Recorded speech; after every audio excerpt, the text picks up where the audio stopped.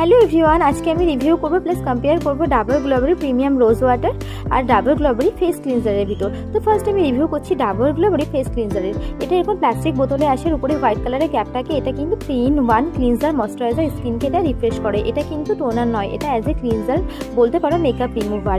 এটাকে ইউজ করার প্রসেস হচ্ছে, এটা যেহেতু আমাদের স্প্রে ফর্মে আসে সেহেতু ভালো করে স্কিনের উপর এটা স্প্রে করে নিতে হবে। নেওয়ার পর একটা কটনের সাহায্যে সেটাকে মুছে ফেলতে হবে। এটা কিন্তু কোনো DIY ইউজ করা যায় না। এটার কোয়ান্টিটি হচ্ছে 100 ml, এটার দাম হচ্ছে 95 টাকা, আর এটা কিন্তু ভীষণই ভালো।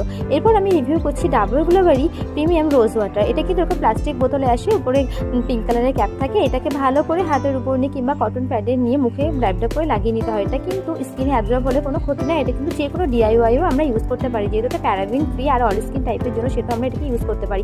আর এটার কোয়ান্টিটি হচ্ছে 120 ml, এটার দাম হচ্ছে 52 টাকা। তো দুটোই মধ্যে কম্পেয়ার করলে দুটোই ভালো, দুটোর কাজ কিন্তু আলাদা।